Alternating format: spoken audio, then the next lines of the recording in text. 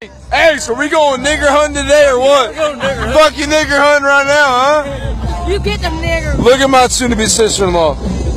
Look, she looks so pretty. Police on me for coming in here to place an order. I'm in the club upstairs. And he gonna tell me, Jose, he said his cousin owned the store. His brother or somebody owned the fucking store. He called the police on me for coming in here ordering the sandwich. You said no niggas in the store. You said no niggas in the store. You know this is recording. You think this is a fucking prank? I'm recording you. I'm posting this on McDonald's fucking page right now. You think I'm not? Look at this shit. Yeah, he called, yeah, the police coming soon. Tell him I'm up fucking stairs in the club.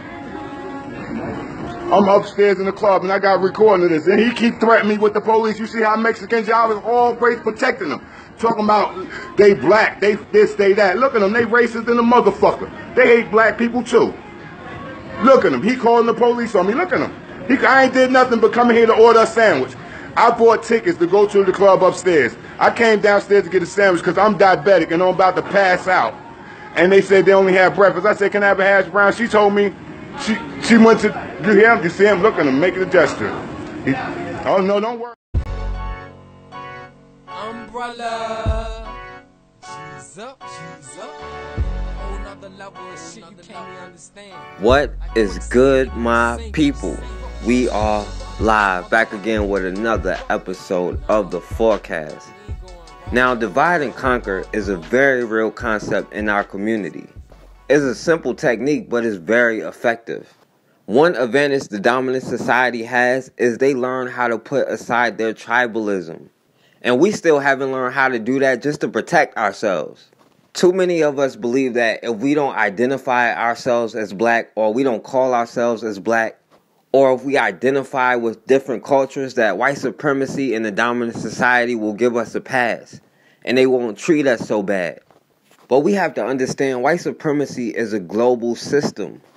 Anywhere you go, the darker you are, the worse you're treated. That's why you see so much skin bleaching in Africa. But it doesn't matter where you come from or what you believe. They still look at you the same way as they do the rest of us. In New York, an African brother from Guinea Muhamad Bah was shot 8 times by NYPD inside of his own apartment. So let's see what led to the death of this African brother Muhamad Bah and why he got shot 8 times by police in his own house. 911 emergency. Hawa Bah knew something was wrong with her 28-year-old son, Mohamed, so she called 911. Police fatally shoot a man wielding a knife in Harlem. Tell those people why they killed my son for. I called them. Investigators say a 28-year-old, Mohamed Bah, attacked 2 of the officers with a knife. We want to know why they killed him, why they even break down the door. Oh, so who will call now for help? Who will call for help? Who will call for help? Can you just give us a summary of the case of Mohamed Bah? In Mohamed Bah's case, his mother called 911, hoping to get an ambulance to come and take her son to the hospital. 2 officers arrived, and she explained to them, I didn't call the police, I wanted an ambulance. And they explained to her that the way it works in New York is we come first and check on the situation, and then we'll get the ambulance. She and the 2 officers went upstairs to the 5th floor in the apartment building, and the officers knocked on Mr. Bah's door. He opened the door, and when he saw the officers, he said, I didn't call you. You got the wrong door. And he tried to shut the door. Instead, they forced their way in, and there was a little struggle back and forth with the door. But at no time did he yell at them, at no time did he brandish a weapon. He shut the door and locked it. The officers then told Mrs. Bah and her colleagues to go back outside. So they left the building, assuming that the officers would help to get an ambulance. And as she stood outside, she saw more and more officers coming in with shields, riot gear, all sorts of weapons, guns, tasers. There were so many officers in the hallway at one point that you literally couldn't get by them. They commandeered the entire building. They wouldn't let anyone in, wouldn't let anyone out. Over about an hour of yelling, banging on the door, putting things under the door like a mirror of some sort, they broke the door down, tasered, beanbag, and shot him 8 times. The last bullet went into his head and had stippling around the entry wound, which says that shot, which probably took his life, was at close range. So Mohamed Bah's mother called 911 to get him some paramedics to take him to the hospital because she said he was feeling depressed and wasn't acting like himself. And she made it clear she did not want the cops to come, only the paramedics. But instead, the NYPD showed up anyway, because apparently you have to have the police come before you can get some medical attention. So the police go up to his apartment, and when he opens the door, he tells the cop he does not want them there. He did not call him, and he doesn't want to talk to him, which apparently in New York is punishable by death. Just ask Kenneth Chamberlain Sr. So the 3 cops who showed up, and they're doing everything they can to protect their identity, but they were trying to break into his house, but he got the door shut and locked it. Now, mind you, they're on a mental health call where they weren't even supposed to show up, but the paramedics were supposed to come. But once he got the door shut, they called in the SWAT team for backup. Instead of letting his mom, who was the one who called the police in the first place, try to talk to him, they ended up sending her out of the building. Once they got inside his apartment, they opened fire and shot him 8 times, including 1 time in the head. And then that's when they decided to call for the paramedics.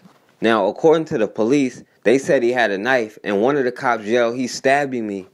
And the grand jury cleared them of all charges as fast as they could. Because, of course, their go-to story, he feared for his life. But it turns out the cop was tased by his own partner. And he said he confused it with being stabbed. And he admitted he wasn't stabbed or hurt by anyone. Mohamed Bah's family says they have new evidence that his murder by police was an execution, and the police department covered it up. After 18 months of investigation, lawyers of the family of Mohamed Bah claim to have enough evidence that his murder was not a case of self-defense. They also believe they can prove that the police department actively lied to cover up for the murder. Investigations show that at one point, after Mohamed was shot several times, a police officer bent over and shot him in the head to finish the job.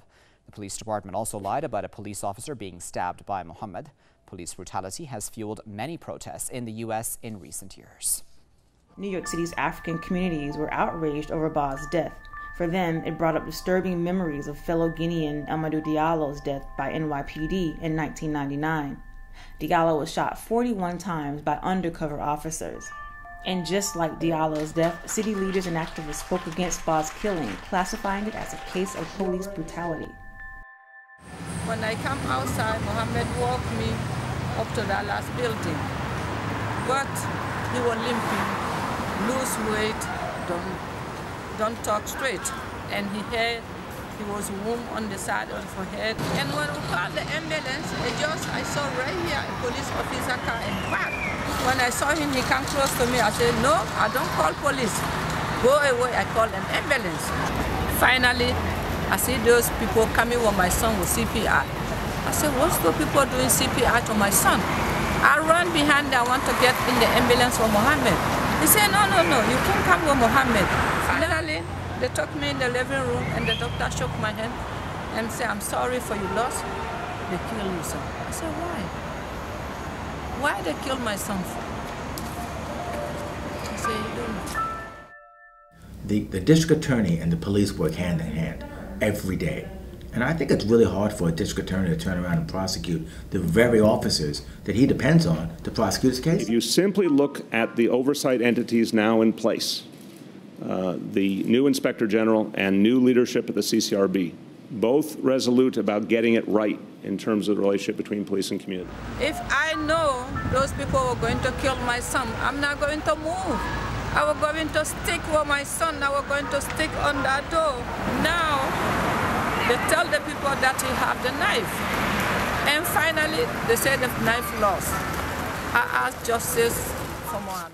Now, even though they used a knife to justify the shooting, the knife they claim he had, they never even tested for fingerprints. And eventually, the knife came up missing.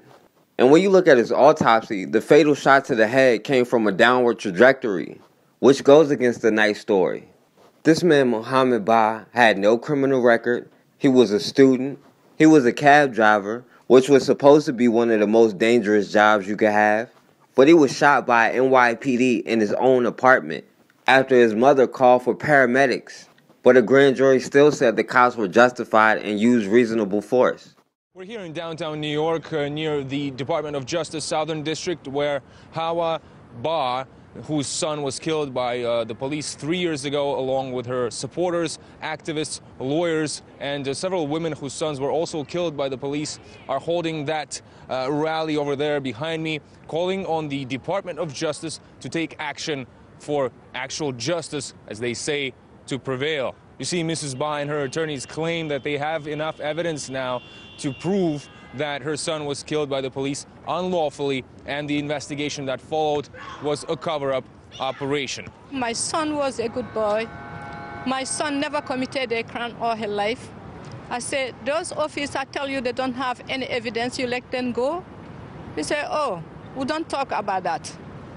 I said, you don't talk about that, mother. My son, 28 years, 3 years before he 28 years wife day, I needed justice. We are not stopped here. I fight for justice the rest of my life. They just make me strong to fight for justice, because the broke heart what I have, I don't want even my enemy to have that same thing. I wish every person to not have the same problem what I have, and I need justice for Mohamed Bah, for the other future generation which come from New York. They should get freedom, not a discrimination of races. Just to remind you, on September 25th, 2012, Hawa Bah came to her son's apartment, who appeared to have been suffering from depression. He wasn't opening the door, so she called 911, asked for doctors to arrive at the scene, but instead a police unit arrived at the scene, ended up storming into the apartment and shooting Mr. Bah to death. Police claimed that he had a knife in his hand. However, Ms. Bah claims, and her attorneys say, that this knife was never presented to them. Nonetheless, a jury failed to indict any of the officers involved. The emergency services unit of the NYPD did everything wrong in responding to that call for help, resulting in them forcing open the door, attempting to taser him, shooting him with an R1 shotgun, and then shooting at him 10 times, with 8 bullets striking him, and the final fatal bullet striking him in the side of the head, having been shot at close range while he was still alive. And we think, if nothing else, the people in this building, the Department of Justice, cannot ignore the fact that a young man is dead because a New York City police officer shot him in the head at close range for no reason. Ms. Bah and her lawyers plan to present their new evidence to the Department of Justice on Wednesday, so we'll be following this story as it continues. Now, they did award his family $2.2 million in a settlement, but there are some Africans who come over here and think they're going to be seen as different from us, but they see you as the same. When that Somalian cop, Mohamed Noor, shot that white woman, all that Blue Lives Matter stuff went right out the window. All of a sudden, this cop have to be held accountable. And they charged him with murder and didn't even offer him a plea deal. That whole fear for my life excuse went right out the window in this case. If you shoot and kill a white woman, now something has to be done. But the cops that shot Stephon Clark because they feared a cell phone, they got their paid vacation. They weren't charged with any crimes. They didn't face any charges. And now they're right back on the street patrolling the same areas. But instead of putting aside our differences and our tribalisms and our beliefs, we still busy arguing with each other.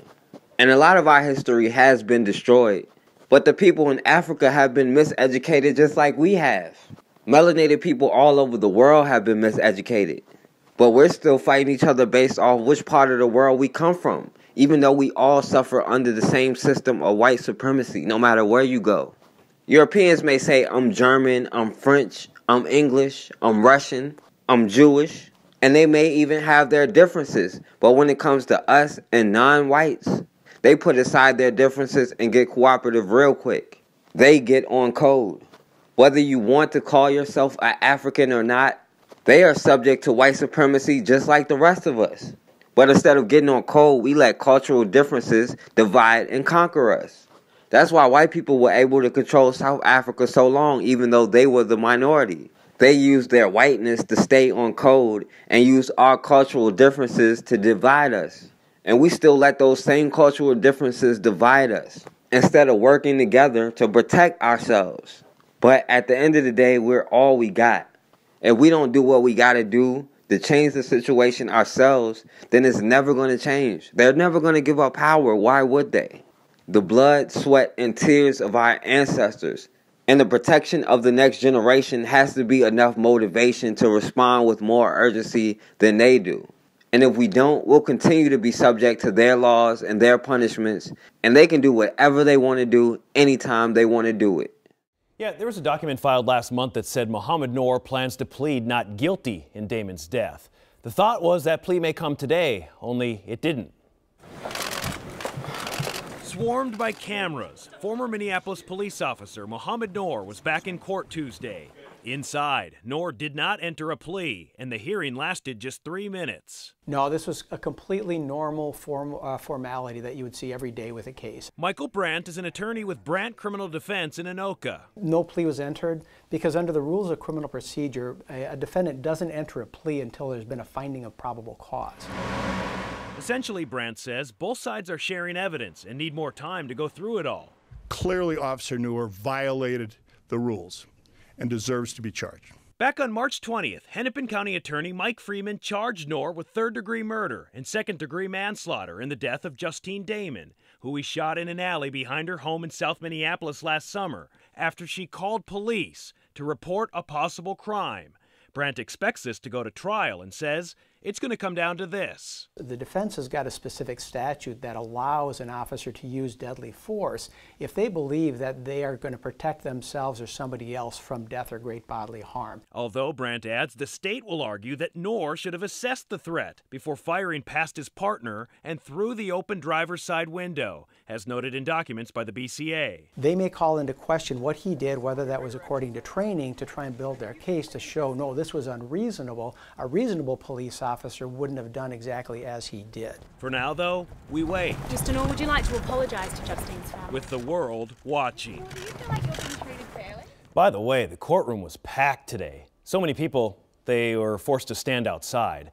Right now, there's not another court date set, but both sides will work together to figure that out. Stephon Clark walked through the doors of his jailhouse interview room wearing an orange jumpsuit and a wide smile, turning to wave to the camera before picking up the phone to talk. Stephon, how you doing, sir? Good, how are you? I'm holding that. I asked Clark to explain his arrest. You were arrested today, and you're facing some serious charges. One is for assault, and another is for vandalism, and another is for threats, and another is for abusing 911. What do you say about all that? I've never touched anybody in my life. Police arrived at Clark's home Thursday morning after a series of calls for service reports Clark was acting erratically. Dispatcher audio recordings describe a wild scene. It looks like we're getting multiple calls about it. He's streaming it live on the internet, armed with a machete, threatening a female at that address.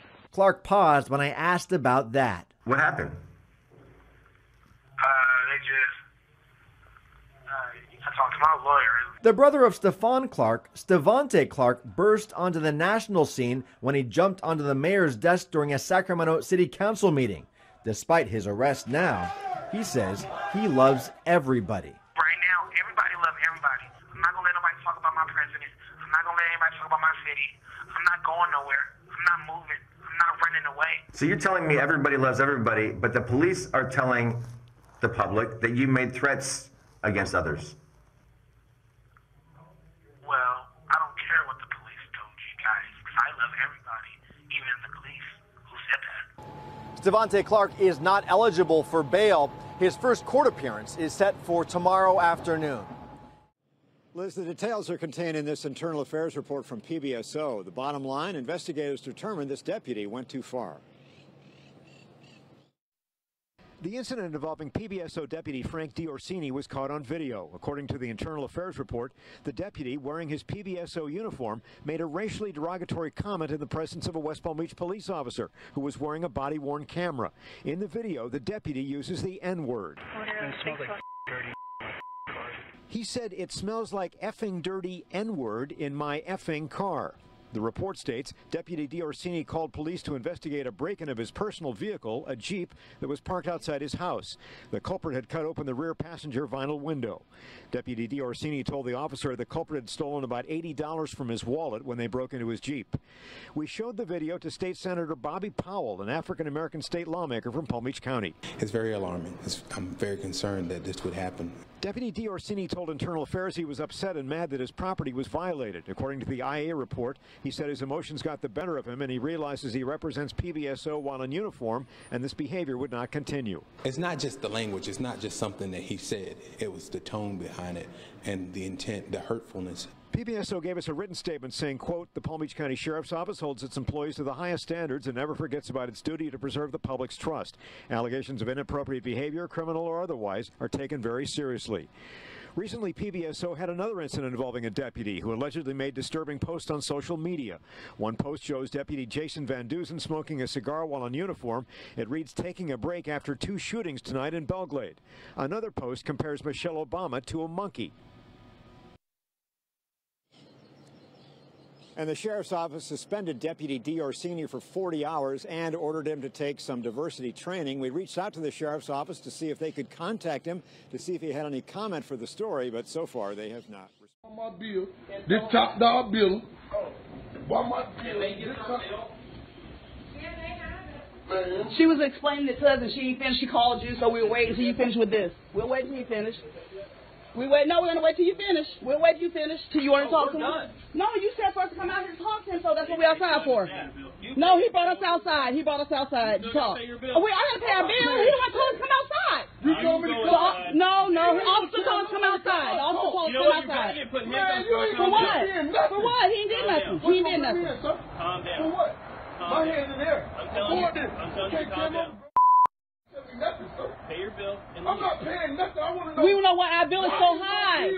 That's what she was explaining to us. Listen. Hold up. No, if you don't pay your bill, you're going to jail. We was out in there. Listen, we want our bill to be explained to us. And will you come back here and make her explain the bill to us? Why did you explain? We cannot pay nothing with you if you ain't explaining it to us. I'm not paying no bill because you said it, sir. Okay, cool. Watch this. What? Hey, if they don't pay your bill, you want to press charges? Wait. I don't care about no present charge. What's going to press charge on me? When I'm willing to pay my bill, I want to understand. I wanted to pay my bill. She explained it to me. Can you come here while she explained it to me? Hold up. Then let her make her explain it. We was complaining. So we told her she is charging us too much money, so she called you. Let's talk, because this is what they want. Then pay Sir, your bill. I'm sitting here adding my bill up. How my bill this high? Hold on, I don't care. No, listen. We listen to you. Listen to us. Why am I bill this high? This is what we asked her. This is what we asked her. Hold on. Sir, this is what we asked her. What am I going to jail for? For theft. How? For what? Turn around. Nothing. Turn around. Why right is my now. bill? Why is he putting your face out? All he asked us a question. What? We're just paying my bill, but why is he doing this? We asked him a question. He asked him to explain. Okay, turn around and put your No, I'm not leaving my boyfriend out here with his gun on him. I swear to God, I'm not leaving my boyfriend out here with his gun on him. I was going to pay my bill. He pulled that, take that gun off him. He did not did nothing wrong. Nothing wrong at all. My hands in there, sir. He did nothing wrong at all. I did nothing. None at all. And how you going to take it? I need y'all names too. I need everything because he did nothing wrong at all. Why my bill is high? And asked her to explain it. And she called the police. And you will not even let him explain it, talk to you about it. No, I want you to come here while she explains it to us. I'm not paying her for that high bill. She explained it to me what I'm not paying for. Then why y'all arresting him if you don't have nothing to do with it? I'm not listening either then, that's the case. I'm going to go in here and ask you, no, come and actually explain my bill to me. I'm not paying it unless she explains it the right way. No. Now, I will pay you. Can you explain me the bill the right way? I'm not paying it until I get the bill explained to me. See, that's what, he just told me to come here and pay you. I can't pay you then. Ma'am, she just said I don't have to pay until y'all talk to her. So why you saying right now? Get away from my car. I'm right here. I ain't got to go nowhere. Okay, so why you taking me? Well, then why you taking me to jail? She ain't got nothing to do with the bill. She just said that she got to take my money and she talked to y'all. What's his name? Get his name. I'm watching, but she said she cannot talk to us until she talked to you. What's your name, sir? Get his badge and name. Your badge number, your name. He did nothing wrong. Why is you handling him like that? Why is you handling him like that? I'm video. He handling him the wrong way for no reason. Get in the car, all the way in the car. You can't get on. Can you wait till you go to the car and let him get his body situated? You don't get in the car. How can I get in, sir? Figure it out. Get in.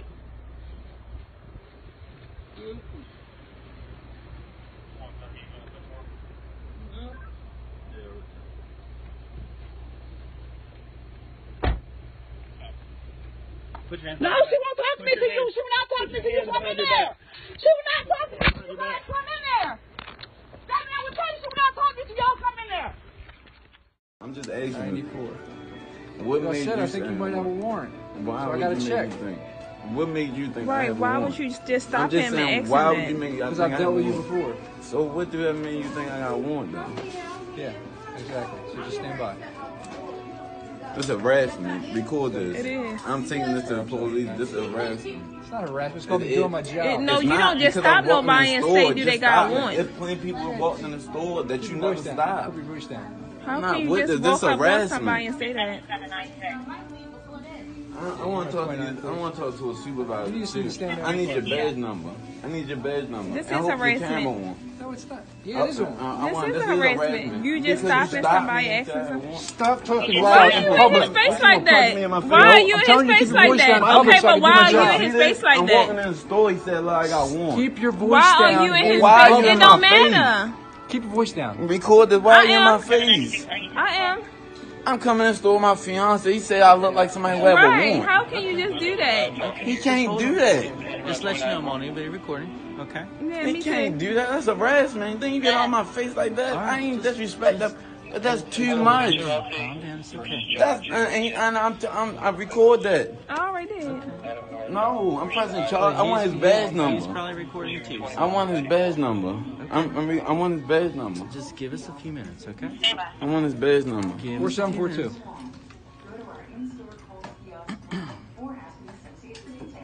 I don't have no warrants.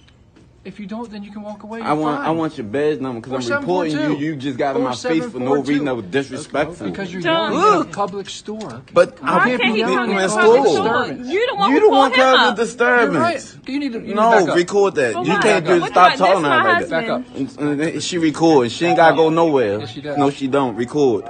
I'm recording. She don't gotta go nowhere. She's not part of this. She is. I am. This is my wife. She don't got. Go ahead. Record it. I want his badge number after this. I already told you. John, just be quiet. Let him just run his. Or let him just write his. What's your badge number? What's your badge number? He just told you. What is it? I told you 3 times, buddy. What is it? What's your badge number? I told you 3 times. How hard is that? I'm trying to write it down. Okay. So what is it? 4742. 4742. What's your name? Right there. On All my right. tag. Record that. Yeah. That's harassment. Because you checking No, because you just got. Why in my do you? face You and what? did all What that cause crazy. that you had the You probable told cause me. to do that? To just pull up. You're not as So good why as you backup. ask me? Did I have a can't. warrant? I didn't Why ask you you. ask me? So why you ain't ask Why them not? do he got one? Why didn't you ask they me? walking right there. Why you ain't ask her do she Yeah, got why one? didn't you ask Why me? you ain't ask them do they I have might one? got Because one. they weren't in court the other day. So what you? I didn't miss court. You was He there. ain't miss court. You was there with That's me. what I'm checking. You was lying. Okay, folks. He was just in court Stop with yelling me. in a public store. I'm taking this to I'm not court. going to tell you again. This is harassment. No, you're causing harassment. disturbance. You're harassing me because you. John, just be quiet. Just be quiet. Just be quiet. Just be quiet. Sorry, 713 AG. 29.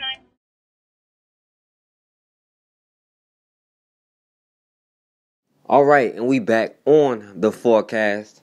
Now, normally I wouldn't talk about a case with so little information. And if the accusations are true, I don't condone it at all. And he will pay for it. But to me, there are some red flags about the case with the ex-NFL player. Kellen Winslow Jr. was charged with a number of felonies, including rape, kidnapping, burglary. And again, if it is true, I don't condone it, and he will be punished. But all of this started because he was in a trailer park and some random white woman racially profiled him. Some new information as we hear from the neighbor who says she confronted Kellen Williams Jr. at a mobile home park in Encinitas. Now, we're looking at video of Williams bailing out of the Vista Detention Center early this morning after being arrested for burglary.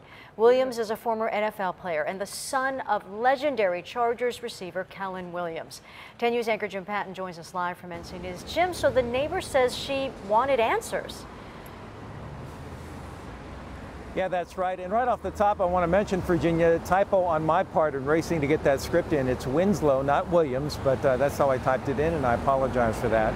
But in any case, yeah, she confronted him, you know, a strange man to her. She wanted to know what he was doing in her neighbor's apartment, and she says what he told her, she didn't believe for a second.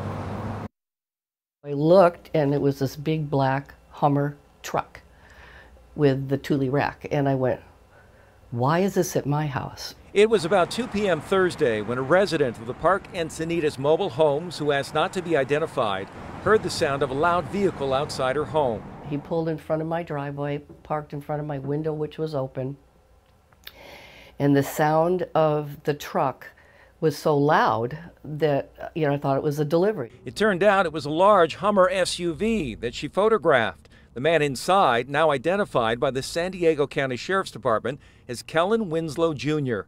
He headed into her neighbor's home, likely through an open sliding glass door. So I could see through my blinds. I saw his feet, white shoes and white socks. She says he wore shorts and a t-shirt like athletic wear and was in the home for about 10 minutes before coming out. I confronted him and I said, hi, can I help you with anything? And he said, nope, just looking for my dog. I go, what dog? And he said, well, it's a red dog, Clifford. You know, and I went, there's no dog here. I said, I'm not comfortable with this, you need to leave. And he just stood there and he just went, all right then. The woman says the man's demeanor was calm the entire time. One of her neighbors, a married couple in their 80s, was home at the time and never knew Kellen was inside. I don't think they realize the severity of everything. And another bizarre aspect to this is that the neighbor, or I should say Kellen, inside the home at some point took off his t-shirt. When he came out, he was carrying his t-shirt. He didn't appear to be carrying anything else. The sheriff's deputies did catch up with him about a half mile from here where the arrest was made. Now, as far as the burglary charge, I'm not buying it. Why would you go to a trailer park in a Hummer worth more than the houses there just to go rob somebody? Plus, they couldn't name one thing that he took. And the white woman who called the police even said she didn't see anything that he took. So I'm not buying the burglary story. But then later, it comes out that he's been raping elderly women, which I assume were white women, and the cops charge him with a number of felonies. The son of a Chargers legend accused of raping older women. New at 5 o'clock, we are diving deeper into disturbing new sex crime charges against Kellen Winslow Jr. Good evening, I'm Kimberly Hunt in for Lindsay Pena. And I'm Brian Schlonsky in for Steve Atkinson. The former football star faces 8 felony counts. 10 News reporter Steve Fiorina was there in court today as Winslow denied the charges. And Steve, Winslow's father there too as his son faced a judge. He was, and denial, yes, of course, it's an arraignment. You must plead not guilty. That's exactly what happened here today. Kellen Winslow II charged with 8 felony counts, including 5 victims, and the DA says there may be more out there. If there are, he wants them to come forward. We have video of Winslow in court as he stood shackled as the prosecutor detailed the charges against him. This includes 2 forcible rapes within his vehicle, a Hummer. There was also a charge of indecent exposure, and then a 4th and 5th residential burglary with intent to commit rape. These cases all involved, as you said, older women ages 54 up to 86. Now, 2 of the women were transients, and the DA says that they were threatened as well. Now, Kellen Winslow Sr., who was a superstar with the San Diego Chargers years ago, in court today in support of his son. His wife sent a note out earlier saying that they support him and they do love him. Now, we also talked to the DA afterwards about the threats that were made and how that helped lead to the no bail status for Winslow. The reported victims, Jane Does 1 and 2, each indicated that Mr. Winslow had threatened to kill them if they were to report what had happened to them. Now again, no bail. Winslow will be in court later this month. If he's convicted, he faces life in prison. Now, he did plead not guilty, but I don't know what's going on with the elderly part. But this is not the first NFL player charged with harming an elderly white woman. Not too long ago, they charged Michael Bennett with a felony for harming an elderly white woman. An indictment today against an NFL player who rushed the field after the 2017 Super Bowl. He was a spectator, not a player. And in his effort to get to the field, he allegedly knocked over a woman in a wheelchair, leaving her injured. But coming more than a year after the incident, there are a lot of questions about this case. Now, a Houston grand jury has just charged Michael Bennett with intentionally and knowingly causing bodily injury to a person 65 years or older. Cops say Bennett pushed a 66-year-old woman in a wheelchair out of the way to get to the field.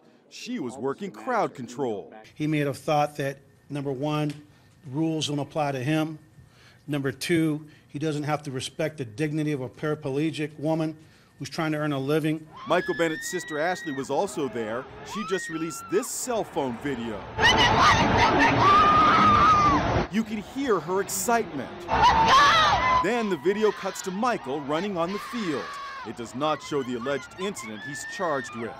We spoke with attorney Royal Oakes. The fact that there's no video of the incident is a problem for the prosecution, but if the witnesses who were there are credible enough, and of course the facts are bad enough in terms of a powerful football player up against a 66-year-old female paraplegic security officer, that really looks bad for the player. All I can tell you is that when this is all over, everybody will know that Michael's not guilty. Now, as far as Michael Bennett, I don't believe that at all. With as many video cameras they have at the Super Bowl, they don't have any video evidence for the 66-year-old paraplegic in a wheelchair that he pushed over. They were probably trying to send him a message because he stood with Kaepernick and had a run-in with the Las Vegas police. As far as Kellen Winslow Jr., I don't know if he's guilty or not. But I do know, as a black man, if you're accused by a white woman, you're guilty until proven innocent. And even then, you're still guilty sometimes. Even before the Me Too movement, white woman accusations have gotten black cities burnt to the ground. It has gotten countless black men murdered. And based off history, I wouldn't just take a white woman's word. But the point is, as black men dealing with white women, it has always been dangerous. In 1983, down in Georgia, a brother by the name of Timothy Coggins was brutally murdered by two white men just for socializing with a white woman. New at 4, investigators say they are close to solving a murder they now consider a hate crime. Someone killed a 23-year-old man 34 years ago. Now new clues have detectives hopeful they'll solve this cold case. Channel 2's Richard Elliott is live in Spalding County with the information that led deputies to reopen this investigation. Richard? This was a horrible crime. In 1983, deputies found the body of Timothy Coggins here along Minter Road, right over there by those power lines. 34 years later, investigators now think they are close, finally, to finding out who did it. It happened along this dusty stretch of Minter Road, not far from the town of Sunnyside. Deputies discovered the body of this man, 23-year-old Timothy Coggins. It was October 1983. It was a horrible death. It was a torturous death. 34 years later, Spalding County Sheriff Darrell Dick says they got new information through the GBI, information from someone that he says shed new light on existing evidence and could lead them to several arrests. Because he feels they're close to solving the murder, the sheriff couldn't release many details of the homicide, except to say he does believe this was a hate crime. But the people who did it, they know what it was. The people who committed the crime know how he was killed, and those are the people that we're coming after. It has been 34 years, but Minter Road looks about the same. It's still a dirt road, and one neighbor who didn't want to go on camera said it did involve power lines just like this one. But again, it was 34 years ago. Not a lot of the neighbors are the same. The ones who live here now are shocked by this news. I think it's horrible. It's sad that that would happen. It's interesting to know about the area. I hope they find who done it and justice is served. I really do. So how did this stay quiet for 34 years? Well, the sheriff believes the suspects actually intimidated witnesses into silence for those 34 years. Coming up at 6, how some of those witnesses, they say, are finally coming forward. So one night, the young brother Timothy Coggins was at a club, and two white men, Franklin Gebhardt and William Moore, saw him dancing with a white woman. Witnesses say after the club they saw him getting into a car with 3 white men. And his family said most of his friends were white, but I don't know where any of his white friends were when he was being murdered. But witnesses say he was going to a town called Sunnyside, where 2 days later, his body was found with 17 stab wounds, 6 slicing wounds. They tied a chain around his body and drug him down the street with their car. They found him by some power lines close to one of those white men's property. The investigator at the time, Larry Campbell, claimed they knew very little about the mysterious killing and they didn't know what motive they had or why they would do it or who did it at all. All he knew was the death was very brutal and he was worked over by a knife pretty good. I guess that's as far as their investigation went. Those two white men, Franklin Gebhardt and William Moore, were proud of what they did and they bragged about killing his brother for years, admitting to family and friends that they stabbed him 28 to 32 times because they say he was messing with his girlfriend. And one of the things these racist white men hate the most is a black man with a white woman. And they'd be real butthurt if they found out how many white women tried black men at least once. But another witness said during an argument, he said he got away with murder once and he'll do it again. One witness even said he bragged about dragging a nigga down the street because he was talking to a white woman, and that he missed the days you can kill a nigga for no reason. He also threatened one of his wives that if she keep it up, she'll end up in a ditch like that nigga. So 34 years later, after the fact, now these witnesses decide to speak up. Developing now, we're learning grim new details in a 34-year-old murder case that police call racially motivated. A GBI agent testified the murder of Timothy Coggins in Spalding County may have been over a woman. And Channel 2's Richard Elliott reports the two suspects may have bragged about the killing for decades. Deputies led Frankie Gebhardt and then Bill Moore into a magistrate courtroom to hear the case against them. A magistrate court judge needed to decide if she would send the case on to Superior Court. Gebhardt and Coggins are accused of killing Timothy Coggins back in 1983. GBI agent Jared Coleman said the two men stabbed Coggins nearly 30 times, then chained his body to the back of a pickup truck and dragged him into the woods. Coleman said over the years, Gebhardt and Moore bragged to witnesses about the killing. When these individuals were talking to these witnesses, that they were ashamed of what they had done. Did they regret what they had done? You mean the defendants? Yes. No, ma'am, they were proud of what they had done. The GBI believes the two may have carried out the murder because Coggins was socializing with a white woman. They felt that they were doing the right thing by almost like they were protecting the white race from black people. Judge, these defendants exhibited knowledge about details of a gruesome murder that the public did not know. They have worn it as a badge of honor since 1983. The suspect's attorney brought up that the motive could also have been a drug deal gone bad. Either way, the judge agreed there was enough evidence to proceed. Well, of course, this is an emotional, heart-wrenching journey that we're on. Outside the courtroom, the Coggins family said hearing these new details for the first time was hard on all of them. Extremely difficult to hold your tears, to hold your emotions, to contain your emotions, listening to gruesome details of a loved one that was by himself. Over 30 years later, and now the family grows a conscience. These witnesses claim they were threatened, so I guess they had to let them live a full life before they could snitch on them. And when it comes to our blood being spilled, it takes the police decades to find out anything about the murder. And somehow they could never figure out the motives, even if the person admitted. But 34 years later, those two white men, Franklin Gebhardt and William Moore, were charged and arrested. Also, Officer Lamar Bunn and his mother Sandra Bunn was arrested for helping cover up the murder, along with another detention officer, Gregory Huffman. But I'm sure they're not the only ones that helped cover this particular murder up. But they were charged with obstruction of justice, and they were arrested too. So it only took the police 34 years to admit that it was a hate crime and it was based off race. And their excuse was, well, it was only 2 cops at the time. Well, one cop got charged with obstruction of justice, but he said now they'll call it a hate crime. But it was a hate crime then. This young brother, Timothy Coggins, was murdered for socializing with white women. Even though it seems like he preferred to be friends with white people, that still did not save him. America has always said they're willing to sacrifice black lives for the safety of white women. And things won't change until we put aside our tribalism and do what we have to do to protect ourselves and respond with more urgency than the dominant society does to keep their position. We're all we got, and we have to protect each other.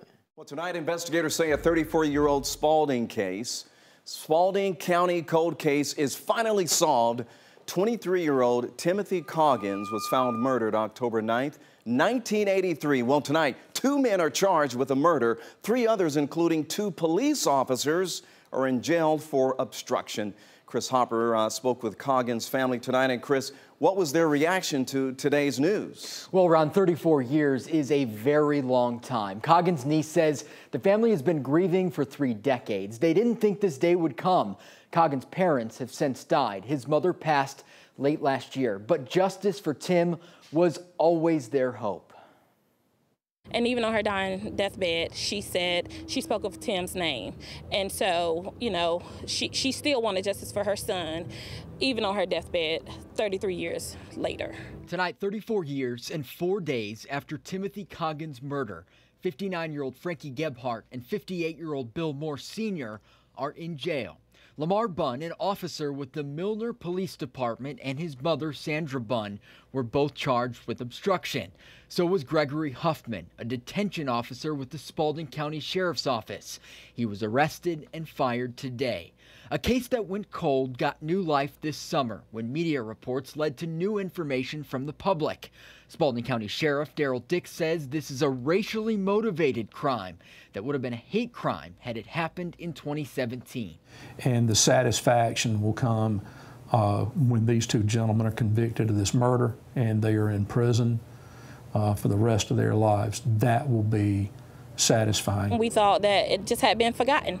I mean, it's been so many years ago. We didn't think anyone was thinking about Tim or his case or trying to solve try to get the people that did this to him. So no, we didn't think that this day would ever come, but we're grateful that it did.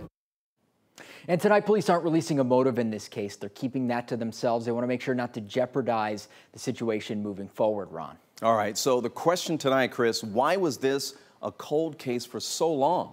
So Ron, the sheriff says it was a different time. Only 2 investigators back then. Plus, he says the suspects were local and intimidated folks who knew what happened. Now, it's important to note Moore and Gebhardt both have extensive criminal histories. It's also important to note, Ron, the sheriff believes there may be more arrests coming, but he does believe they have the killers behind bars.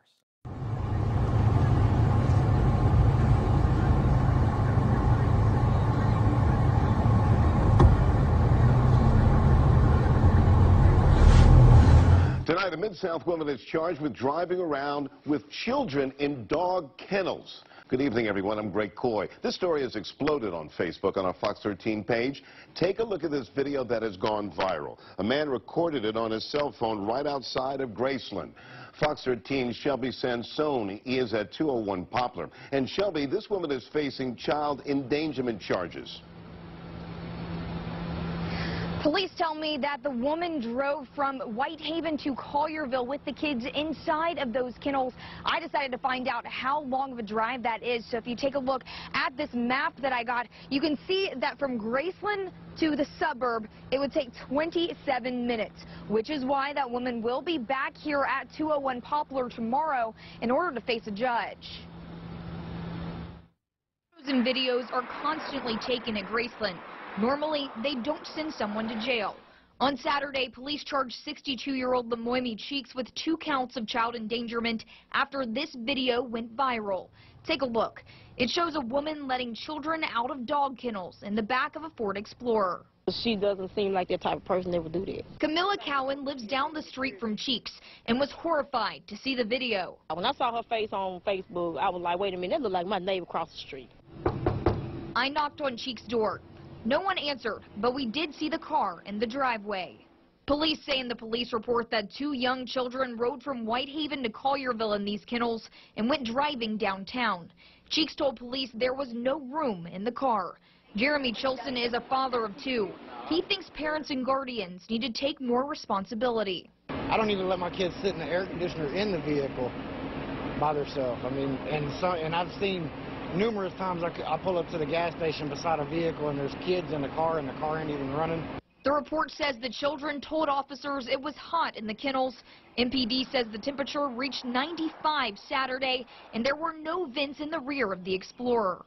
That's crazy. I would never expect anybody to do that. Cowan tells me she always sees the children playing with the dogs in the front yard. She says she doubts Cheeks knew she was putting the kids' lives in danger. Really, I really don't think that she knew it was wrong, because ain't no way she would have done it. Cheeks is out on a $100 bond, and she will be in court tomorrow at 9 o'clock to answer to those charges.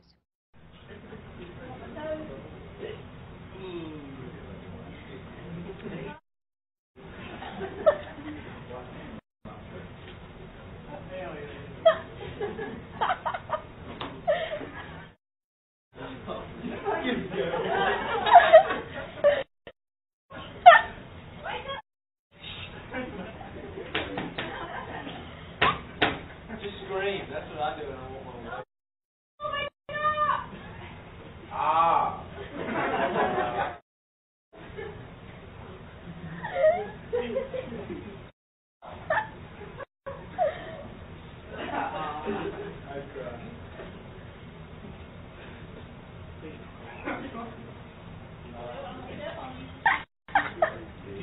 You already did.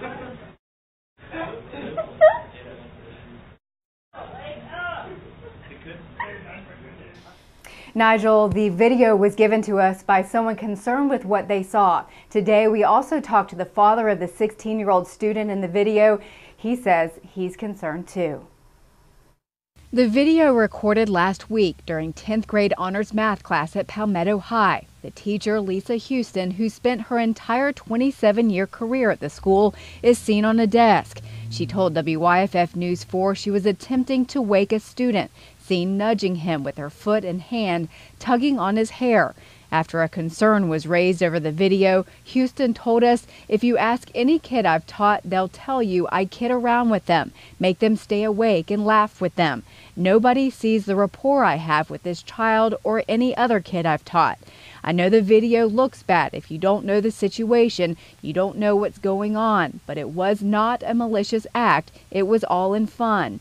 I want the public to know that I love the student and that our rapport with each other was great. I would have never done anything to hurt him."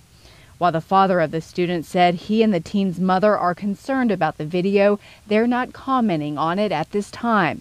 Houston says the student made a statement to the school, but the district says due to privacy rights, they can't release that statement to WYFF News 4.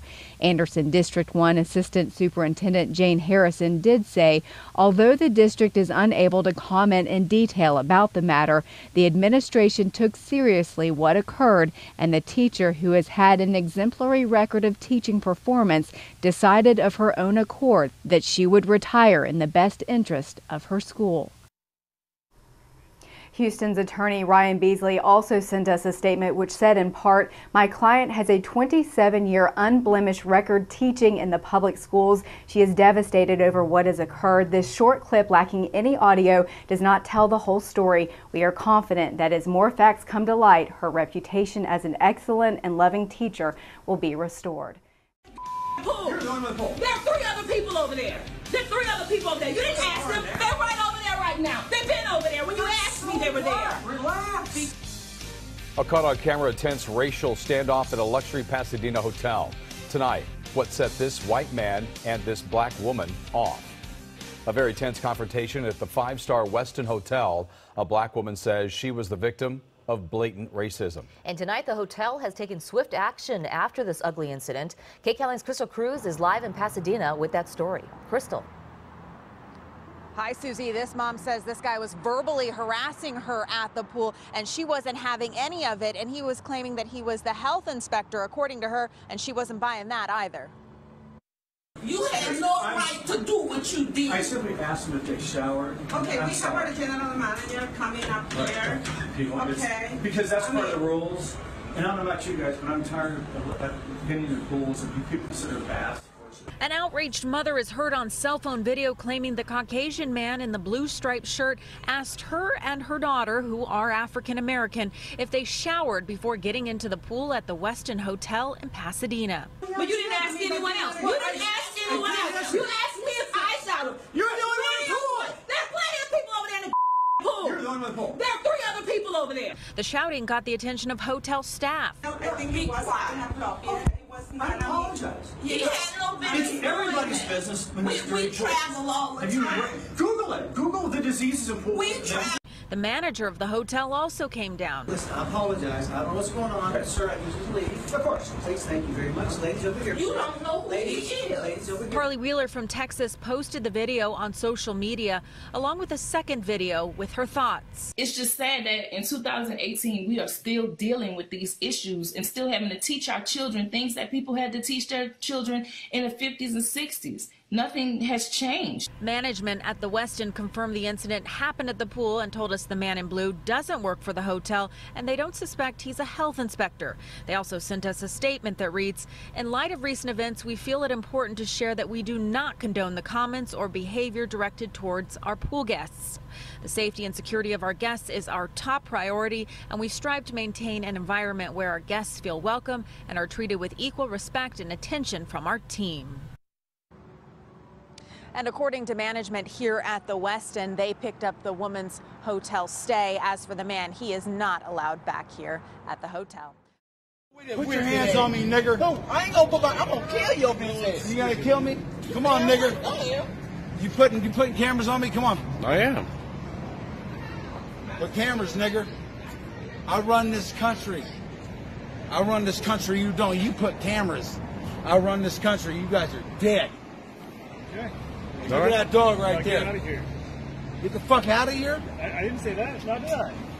You running with these niggers? Get the fuck out of my face. You run with these niggers? You get out of this neighborhood. You're in the wrong neighborhood. Wrong neighborhood? My people are going to bury you. Look at this shit. Yeah, I'm the president. Man, shut the fuck up. Shut the fuck up. No, shut the fuck up. Your neighborhood? Yeah. We built these streets. No, they didn't. White man built these streets. No, they did not. Yeah, they did. White man built these streets.